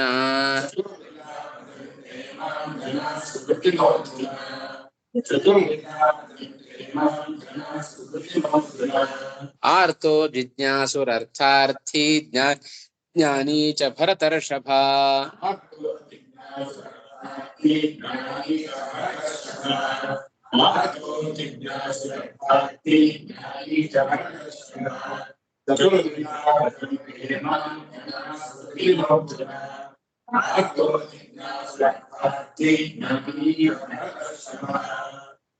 ಇಲ್ಲ ಅರ್ಥಾರ್ಥಿ ತಪ್ಪಿದೆ. ಒಂದು ರೇಫ ಹೊರಟೋಗಿದೆ, ಆಯ್ತಾ? ರೇಫ ಹಾಕೋಬೇಕು. ಚತುರ್ವಿಧಾಃ ಭಜಂತೆ ಮಾಂ ಜನಾಃ ಸುಕೃತಿನಃ ಅರ್ಜುನ ಆರ್ತಃ ಜಿಜ್ಞಾಸುಃ ಅರ್ಥಾರ್ಥಿ ಜ್ಞಾನಿ ಚ ಭರತರ್ಷಭ. ಅರ್ಥಾರ್ಥಿ ಸಿಗ್ಲಿಲ್ವಾ? ಹೇ ಅರ್ಜುನ, ಸುಕೃತಿನಃ ಜನಾಃ, ಸುಕೃತಿನಃ ಚತುರ್ವಿಧಾಃ ಜನಾಃ, 4 ವಿಧವಾಗಿರತಕ್ಕಂತಹ ಪುಣ್ಯಾತ್ಮರು ಮಾಂ ಭಜಂತೆ, ನನ್ನನ್ನು ಸೇವೆ ಮಾಡುತ್ತಾರೆ, ನನ್ನ ಸೇವೆ ಮಾಡುತ್ತಾರೆ. ಯಾರಪ್ಪ 4 ಜನ ಅಂತ ಹೇಳಿದ್ರೆ, ಆರ್ತಃ, ಯಾರು ಬಹಳ ದುಃಖದಲ್ಲಿ ಇರ್ತಾರೋ, ರೋಗದಿಂದ ಯಾರು ಪೀಡಿತರಾಗಿರ್ತಾರೆಯೋ ಅವರು ಮಾಂ ಭಜಂತೆ, ನನ್ನನ್ನು ಶರಣಾಗತರಾಗ್ತಾರೆ. ನಾವೆಲ್ಲ ಅದೇ ಕೆಟಗರಿ ಸೇರಿದವರೇ, ಆಯ್ತಾ? ಸಂಕಟ ಬಂದಾಗ ವೆಂಕಟರಮಣ ಅಂತ, ಅದು ಏನಾದ್ರು ಕಷ್ಟ ಬಂತೋ ಭಗವಂತನ ಶರಣಾಗತರಾಗ, ಕಷ್ಟ ಪರಿಹಾರ ಆದ್ಮೇಲೆ ಮರ್ತೇ ಬಿಡೋದು, ಸಂಪೂರ್ಣ ಭಗವಂತನನ್ನು ಮರ್ತೇ ಬಿಡೋದು ಅಂತ. ಆರ್ತಃ ಜಿಜ್ಞಾಸುಹು, ಆಯ್ತಾ? ಬಹಳ ಚೆನ್ನಾಗಿ ಹೇಳ್ತಾನೆ ಈ ಶ್ಲೋಕ, ನಮಗೆ ಬಹಳ ಇಂಪಾರ್ಟೆಂಟ್ ಇದು, ತಾರತಮ್ಯವನ್ನು ತಿಳಿಸ್ಕೊಡ್ತಾ ಇದೆ, ಆಯ್ತಾ? ಆರ್ತಃ ಜಿಜ್ಞಾಸುಹು, ಯಾರ ಜ್ಞಾನದ ಇಚ್ಛೆ ಉಂಟವ, ಜೊತೆಗೆ ಅರ್ಥಾರ್ಥಿ ಸಂಪತ್ತನ್ನು ಅಪೇಕ್ಷೆ ಪಡುವವನು, ಜೊತೆಗೆ ಜ್ಞಾನೀಚ, ಜ್ಞಾನಿಯಾದವನು ಕೂಡ ನನ್ನ ಸೇವೆಯನ್ನ ಮಾಡುತ್ತಾರೆ, ಆಯ್ತಾ? ಇವರು ನನ್ನನ್ನ ಭಜಂತೆ ಮಾಂ ಭಜ ಸೇವಾಯಾಮ್, ಆಯ್ತಾ? ನನ್ನ ಸೇವೆಯನ್ನು ಮಾಡ್ತಾರೆ, ಅಂದ್ರೆ ನಿರಂತರ ನನ್ನಲ್ಲಿಯೇ ಶರಣಾಗತರಾಗ್ತಾರೆ. ಈ 4 ಜನ, ಒಬ್ಬ ಆರ್ತಿ, ಮತ್ತೆ ಜಿಜ್ಞಾಸು, ಅರ್ಥಾರ್ಥಿ ಮತ್ತು ಜ್ಞಾನಿ, ಈ 4 ಜನ ನನ್ನ ಸೇವೆಯನ್ನ ಮಾಡುತ್ತಾರೆ. ಹಾಗಾದ್ರೆ ಅರ್ಥಾರ್ಥಿಗಳು ನಾವೆಲ್ಲ ಆಗಿದ್ದೇವೆ, ಅರ್ಥಕ್ಕೋಸ್ಕರವೇ ಭಗವಂತನನ್ನ ಸೇವೆ ಮಾಡೋದು. ಹಾಗಾದ್ರೆ ನಾವು ಶ್ರೇಷ್ಠರೋ? ಅದಕ್ಕೆ ತಾರತಮ್ಯವನ್ನು ತಿಳಿಸ್ತಾನೆ. ಈ 4 ಜನರಲ್ಲೂ ಕೂಡ ಕೊನೆಯವನಿದ್ದಾನಲ್ಲ ಜ್ಞಾನಿ, ಜ್ಞಾನಿ ಪ್ರಿಯತಮಃ ಅಂತದ್ದು. ಆ ಜ್ಞಾನಿಯೇ ನನಗೆ ಅತ್ಯಂತ ಪ್ರಿಯ ಅಂತ. ಪ್ರಿಯರೌದು, ಇಲ್ಲ ಅಂತ ಹೇಳೋದಿಲ್ಲ, ಆದ್ರೆ ಅತ್ಯಂತ ಪ್ರಿಯರು ಯಾರು? ಜ್ಞಾನಿಯೇ ಅತ್ಯಂತ ಪ್ರಿಯ. ಸುಲಭ ಮೂಲಕ ಅರ್ಥ ಆಗುತ್ತೆ ಅಲ್ವಾ? ಸುಕೃತಿನಃ ಮಾಂ ಭಜಂತಹ ಪ್ರಪದ್ಯಂತೆ, ಭಜಂತೌ ಭಜಂತಹ, ಸುಕೃತಿನಃ ಎಲ್ಲ ಪುಣ್ಯಶಾಲಿಗಳಾದವರು ಮಾಂ ಭಜಂತಹ ಪ್ರಪದ್ಯಂತೆ, ನನ್ನ ಸೇವೆಯನ್ನು ಮಾಡ್ತಾ ಮಾಡ್ತಾ ನನ್ನನ್ನು ಹೊಂತಾರೆ. ಪ್ರಪದ್ಯಂತೆ ಯಾವ ಧಾತು? ಪದಗತೋ ಧಾತು. ಆತ್ಮನೇಪದಿನಃ, ಕರ್ಮಣಿ ಏನಿಲ್ಲ, ಕರ್ತರಿನೇ, ಆತ್ಮನೇಪದಿನಃ ಲಟ್, ಪ್ರಪದ್ಯತೆ ಪ್ರಪದ್ಯೇತೆ ಪ್ರಪದ್ಯಂತೆ, ಹೊಂದುತ್ತಾರೆ ಅಂತ ಅರ್ಥ. ತತ್ರಾಪ್ಯಸ್ತಿ ತಾರತಮ್ಯಂ, ಅದರಲ್ಲಿ 4 ಜನರು ಕೂಡ ನನ್ನನ್ನು ನಾವು ಸೇವೆ ಮಾಡಬಹುದು, ಆದ್ರೆ ಅದರಲ್ಲೂ ಕೂಡ ಅವರಲ್ಲಿ ಕೂಡ ತಾರತಮ್ಯ ಇದೆ. ಏನದು? ಚತುರ್ವಿಧಾಃ ಇತಿ ಯೇ ಸುಕೃತಿನಃ ಪೂರ್ವಜನ್ಮಕೃತ ಪುಣ್ಯವಂತಹ. ಯಾವಾಗ ನಾವು ಸುಕೃತಿಗಳು ಅಂತ ಕರೆಸ್ಕೊಳ್ಳುತ್ತೇವೆ? ಪೂರ್ವಜನ್ಮಕೃತ ಪುಣ್ಯವಂತಹ, ಯಾರು ಹಿಂದಿನ ಜನ್ಮದಲ್ಲಿ ಮಾಡಿದ ಪುಣ್ಯವುಳ್ಳವರೋ. ತೇ ಜನಾಃ ಮಾಂ ಭಜಂತೆ ಸೇವಂತೆ, ಎಲ್ರೂ ಕೂಡ ಸೇವೆ ಮಾಡ್ಲಿಕ್ಕೆ ಆಗೋದಿಲ್ಲ ಭಗವಂತನ ಸೇವೆಯನ್ನ. ಈ ಜನ್ಮದಲ್ಲಿ ಭಗವಂತನ ಸೇವೆ ಮಾಡಬೇಕು ಅಂತಾದ್ರೂ ಹೋದ ಜನ್ಮದಲ್ಲಿ ಮಾಡಿದ ಪುಣ್ಯದ ಗಂಟಿದ್ದರೆ ಮಾತ್ರ ಈ ಜನ್ಮದಲ್ಲಿ ಸಾಧ್ಯ. ಇಲ್ಲದೆ ಹೋದ್ರೆ ಭಗವಂತನ ಸೇವೆ ಮಾಡ್ಲಿಕ್ಕೆ ಆಗೋದಿಲ್ಲ. ಒಳ್ಳೆಯ ಮಾನವ ಜನ್ಮ ಬಂದಿದೆ, ವೈಷ್ಣವರಾಗಿದ್ದೇವೆ, ಬ್ರಾಹ್ಮಣರಾಗಿದ್ದೇವೆ, ಮಾಧ್ವರಾಗಿದ್ದೇವೆ, ಆದ್ರೂ ನಾವು ಭಗವಂತನ ಸೇವೆಯನ್ನು ಮಾಡೋದು. ಎಷ್ಟು ಜನ ಅಂತವರಿಲ್ಲ ಇವತ್ತು ಜಗತ್ತಲ್ಲಿ, ಹೌದೋ ಇಲ್ಲ? ಮಾಧ್ವರಾಗಿ ಹುಟ್ಟಿಯೂ ನಾವು ಅನೇಕ ಜನರನ್ನ ಭಗವಂತನಲ್ಲಿ ಶ್ರದ್ಧೆ, ಶಾಸ್ತ್ರಗಳಲ್ಲಿ ಶ್ರದ್ಧೆ ಇಲ್ಲದ ಅನೇಕ ವ್ಯಕ್ತಿಗಳನ್ನು ಇವತ್ತು ನಾವು ಕಾಣ್ತೇವೆ. ಆದ್ರಿಂದ ಏನರ್ಥ ಅದಕ್ಕೆ? ಕೆಲವರು ಮಾಡ್ತಾ ಇದ್ದಾರೆ, ಕೆಲವರು ಮಾಡ್ತಾ ಇಲ್ಲ. ಏನರ್ಥ? ಇದೇ ಕಾರಣ. ಎಲ್ರಿಗೂ ಸೇವೆ ಮಾಡೋ ಭಾಗ್ಯ ಸಿಗೋದಿಲ್ಲ, ಭಗವಂತನ ಸೇವೆ ಮಾಡೋ ಭಾಗ್ಯ ಸಿಗೋದಿಲ್ಲ. ಹಿಂದಿನ ಜನ್ಮದಲ್ಲಿ ಪುಣ್ಯ ಮಾಡಿದ್ದರೆ ಮಾತ್ರ ಈ ಜನ್ಮದಲ್ಲಿ ಸುಕೃತಿನಃ ಮಾಂ ಭಜಂತೆ. ತೇಜ ಚತುರ್ವಿಧಾಃ, ಆ ರೀತಿಯಾಗಿ ನನ್ನನ್ನ ಶರಣಾಗತರಾಗುವವರು 4 ಮಂದಿ. ಆರ್ತಃ, ಹೌದು ಹೌದು ಹೌದು ಹೌದು. ಆರ್ತಃ ರೋಗಾದಿ ಉಪದ್ರತಃ, ರೋಗಾದಿಗಳಿಂದ ಉಪದ್ರತ ಪೀಡಿತಃ ಇತ್ಯರ್ಥಃ. ಆಯ್ತಾ? ರೋಗಾದಿಗಳಿಂದ ಪೀಡಿತನಾದವ ನಿರಂತರ ಸೇವೆ ಮಾಡ್ತಾನೆ, ಅನೇಕ ಹರಕೆಗಳನ್ನು ಹೊರೋದು ಅವಾಗ್ಲೇ ನಾವು. ಆಮೇಲೆ ಹರಕೆಯನ್ನು ಮರೆತು ಬಿಡುತ್ತೆ ಅವನು. ಏನ್ ಹರಕೆ ಗೊತ್ತಿದ್ವಿ ಅನ್ನೋದೇ ಮರೆತು ಹೋಗುತ್ತೆ. ಆಯ್ತಾ. ಆರ್ತಃ ಜಿಜ್ಞಾಸುಹು ಆತ್ಮಜ್ಞಾನೇಚ್ಛುಹು. ಆಯ್ತಾ. ಜಿಜ್ಞಾಸ ಜ್ಞಾತುಂ ಇಚ್ಛಾ ಜಿಜ್ಞಾಸ ತಸ್ಯ ಆತ್ಮಜ್ಞಾನೇಚ್ಛುಹು. ಆಯ್ತಾ. ಅರ್ಥಾರ್ಥಿ ಅರ್ಥಂ ಅರ್ಥಯತೆ ಇತಿ ಅರ್ಥಾರ್ಥಿ. ಅರ್ಥವನ್ನ ಅಪೇಕ್ಷೆ ಪಡುವವ. ಧನ ಶಬ್ದಕ್ಕೆ ಸಂಪತ್ತು ಅಂತ ಅರ್ಥ. ಧನೇಚ್ಛಾವಾನ್. ಸಂಪತ್ತು ಬೇಕು ಅಂತಾದ್ರೂ ಭಗವಂತನಲ್ಲಿ ಶರಣಾಗತರಾಗ್ತೇವೆ. ಆತ್ಮಜ್ಞಾನದ ಅಪೇಕ್ಷೆ ಬೇಕು ಅಂತಾದ್ರೂ ನಾವು ಭಗವಂತನಲ್ಲಿ ಶರಣಾಗತರಾಗ್ತೇವೆ. ಜ್ಞಾನಿ ನಾಮ ಜ್ಞಾನಿ ಚ ಆತ್ಮತತ್ವವಿತ್. ಜ್ಞಾನಿ ಇತ್ಯಸ್ಯ ಆತ್ಮತತ್ವವಿತ್. ಆಯ್ತಾ. ಆತ್ಮ ಶಬ್ದಕ್ಕೆ ಪರಮಾತ್ಮ ಅಂತ ಅರ್ಥ. ಪರಮಾತ್ಮನ ತತ್ವಜ್ಞಾನವನ್ನ ಅಪೇಕ್ಷೆ ಪಡುವವ. ವಿತ್ ಅಂದ್ರೆ ತಿಳಿದವ ಅಂತ ಅರ್ಥ. ಆತ್ಮಜ್ಞಾನ ತತ್ವವಿತ್. ಆಯ್ತಾ. ಆತ್ಮಜ್ಞಾನವನ್ನ ತಿಳಿದವ ಅವನು ಭಗವಂತನನ್ನ ಸೇವೆ ಮಾಡುತ್ತಾನೆ ಇನ್ನೂ ಹೆಚ್ಚಿನ ಜ್ಞಾನಕ್ಕೋಸ್ಕರ. ಇತಿ ಶಬ್ದ ಅತ್ರ ಧ್ಯೇಯ. ಇತಿ ಅಂತ ಒಂದು ಶೇಷ ಪೂರಣೆ ಮಾಡ್ಕೊಳ್ಬೇಕು ನಾವಿಲ್ಲಿ. ಚತುರ್ವಿಧಾ ಜನಾ ಮಾಂ ಪ್ರಪದ್ಯಂತೆ. ಜ್ಞಾನಿ ಚ ಇತಿ ಚತುರ್ವಿಧಾ ಜನಾ ಮಾಂ ಪ್ರಪದ್ಯಂತೆ. ಹೇ ಭರತರ್ಷಭ, ಭರತಕುಲ ಶ್ರೇಷ್ಠ. ಹೇ ಭರತಕುಲ ಶ್ರೇಷ್ಠ, ಭರತಕುಲೋದ್ಭವ ಅಂತ ಅರ್ಥ. ಭರತರ್ಷಭ ಅಂತ ಹೇಳಿದ್ರೆ ಆಯ್ತಾ. ಇಲ್ಲಿ ಯಾಕೆ ಧನೇಚ್ಛಾವಾನ್ ಆತ್ಮಜ್ಞಾನೇಚ್ಛು.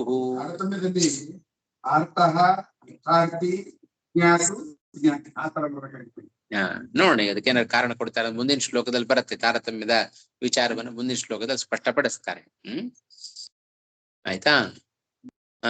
ಇಲ್ಲಿ ಒಂದೇ ಶ್ಲೋಕದಲ್ಲಿ 2 ಬಾರಿ ಅರ್ಜುನ ಭರತರ್ಷಭ ಅಂತ 2 ಬಾರಿ ಸಂಬೋಧನೆಯನ್ನು ಮಾಡ್ತಾ ಇದ್ದಾನೆ ಕೃಷ್ಣ ಪರಮಾತ್ಮ. ಯಾಕೆ ಹೇ ಅರ್ಜುನ ಅಂತ ಒಂದೇ ಬಾರಿ ಸಂಬೋಧನೆ ಮಾಡಿದ್ರೆ ಸಾಕಿತ್ತಲ್ವೋ, 2 ಬಾರಿ ಯಾಕೆ ಮಾಡ್ತಾ ಇದ್ದಾನೆ? ದ್ವಿಸ್ ಸಂಬೋಧನಂ ಆದರಾರ್ಥಂ. ಅವನಲ್ಲಿ ಆದರವನ್ನು ತೋರಿಸುವುದಕ್ಕೋಸ್ಕರ ಅವನ 2 ಬಾರಿ ಸಂಬೋಧನೆಯನ್ನ ಅರ್ಜುನ ಭರತರ್ಷಭ ಅಂತ 2 ಕೂಡ ಅರ್ಜುನನಿಗೆ ಸಂಬೋಧನೆ ಮಾಡ್ತಾ ಇದ್ದಾನೆ. ಆಯ್ತಾ. ಅಲ್ಲ ಜ್ಞಾನಿ ಅನ್ನೋದು ಇದದು ಬೇರೆ.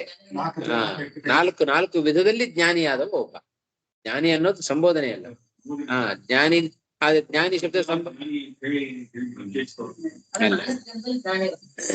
ಆಯ್ತಾ. ಜ್ಞಾನಿ ಚ ಆ 4 ವಿಧರು ಯಾರು ಅಂತ ಹೇಳಿದ್ರೆ ಆರ್ತಃ ಜಿಜ್ಞಾಸುಹು ಅರ್ಥಾರ್ಥಿ ಜ್ಞಾನಿ ಚ ಇತಿ ಚತುರ್ವಿಧಾ ಜನಾ ಮಾಂ ಪ್ರಪದ್ಯಂತೆ. ಸುಕೃತಿನಃ ಚತುರ್ವಿಧಾ ಜನಾ ಮಾಂ ಪ್ರಪದ್ಯಂತೆ. ಹೀಗೆ ಅನ್ವಯವನ್ನ ಮಾಡಬೇಕು.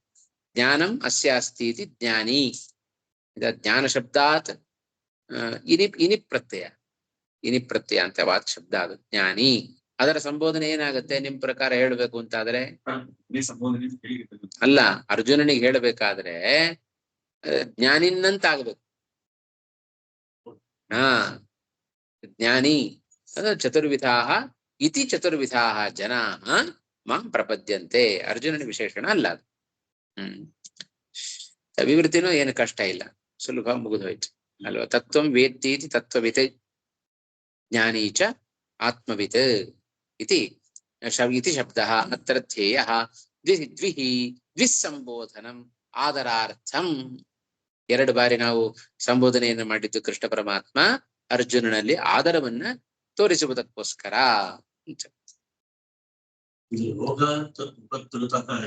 ರೋಗಾದಿ ಉಪದ್ರುತ. ಉಪದ್ರುತ ಋಗತೌ ಅಂತ ಧಾತು. ಋಗತೌ ಗತಿ. ಹೌದು, ತಪ್ರತ್ಯಯ ಅಂತವಾದ ಶಬ್ದ ಅಲ್ಲಿ ಉಪಸರ್ಗ ಸೇರ್ಕೊಂಡಿದೆ. ಆಯ್ತಾ. ರೋಗಾದಿ ಉಪದ್ರುತ.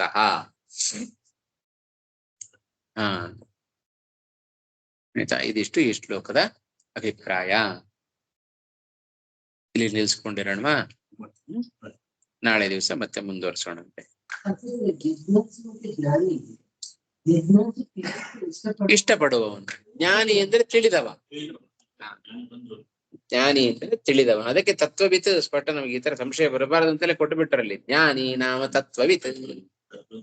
ತತ್ವವನ್ನ ತಿಳಿದವನು, ತತ್ವಂ ವೇತ್ತಿ ಇತಿ ತತ್ವವಿತ್. ಜಿಜ್ಞಾಸು ಅಂದ್ರೆ ಇನ್ನು ಜ್ಞಾನದ ಇಚ್ಛೆ ಇದೆ ಅವನಿಗೆ, ಇನ್ನು ಜ್ಞಾನ ಬರಲಿಲ್ಲ. ಆಗಲೂ ನಾವು ಭಗವಂತನಲ್ಲಿ ಶರಣಾಗತರಾಗ್ತೇವೆ.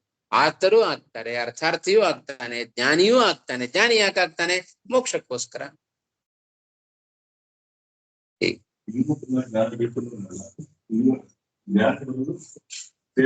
ಸೇವೆಗೋಸ್ಕರ.